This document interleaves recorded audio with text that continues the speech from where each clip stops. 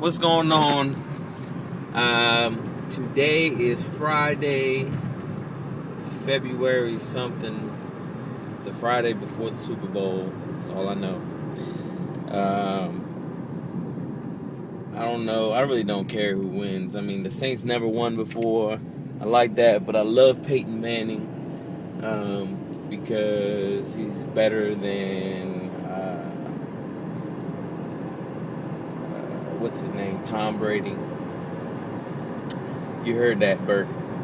He's better. It's on video. The world knows now. Anyways, had a real good workout this morning. I put up some of the videos.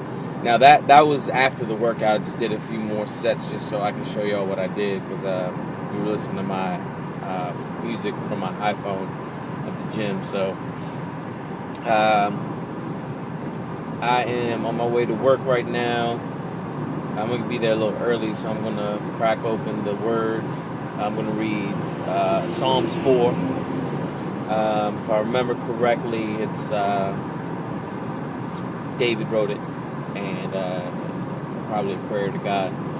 But I'll be back. I'm going to probably try to break it down, how I took it, and some commentary that I've read. I thought about this morning. I really haven't been talking about marriage at all. Kind of it's been about like working out and the Word and how it applies to people. So I want to concentrate more on how I'm looking to prepare to be a good husband for my future wife. And I feel that even though I've never been married, I've never even grew up around people who were married. I know a lot about it because one thing is, as a child, from my father not being there, I remember always making it a mission of mine to be that great husband and that great father that my father wasn't. That was always like a mission and goal in my life. A lot of people wanted to be a doctor, an astronaut. I wanted to be a good husband and father. And so the second thing is, which I think is even way more important at a larger scale and is the best guideline, is that when I got saved, once I realized what God had done for me and the relationship that we as the church need to have with God and what kind of relationship God has with us, I realized through reading the Word and going to Bible study and, being in fellowship with strong believers who had sound doctrine, meaning like they understood the Bible and what it meant. I realized that marriage is nothing but an example that we on earth have to show the relationship that the church and God has. Not to mistake that for saying that man is like God. To compare the two is blasphemous. But what I'm saying is the way we are as men to women, we need to treat and love our wives the way God loves us. And Ephesians 5 talks about that. It talks about, men, love your wives, and women, respect your husbands, as the church respects God, and as the vice versa. So, that causes a little tension sometimes, especially in today's society where it's about men respecting women. But men, we know how to respect. It's built in us. It is a part of our nature. There is a man rule that says when you do A and B, you don't do C. That's why we get mad about certain things and women are like, I don't get it. Because we are built to respect. We know how to do that. And in the same way, on the opposite spectrum, women are built to love. They have that nurturing, loving part of themselves. So we need to love our wives. And just like God loves us. If you think about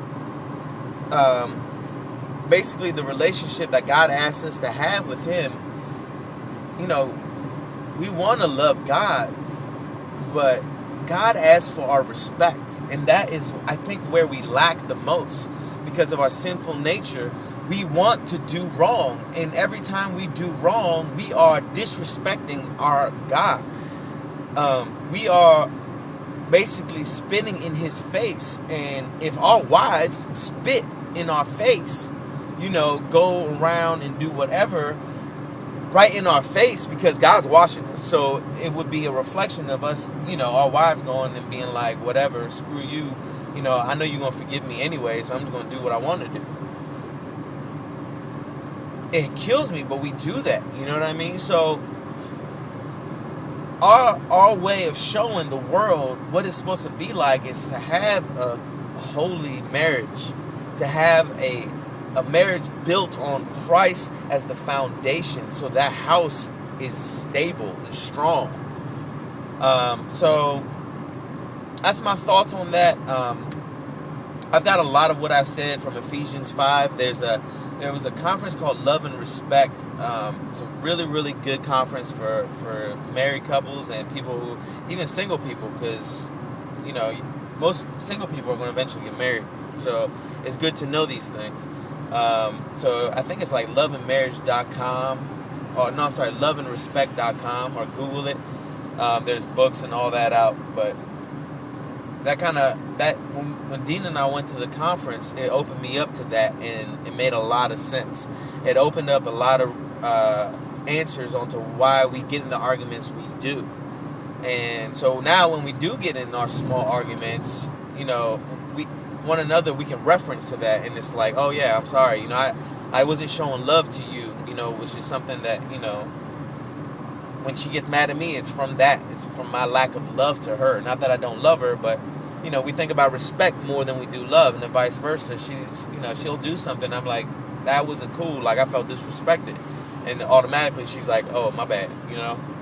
So that's it for now. I'll probably be back on a little later. And, you know, I appreciate everyone's support, the comments, the love.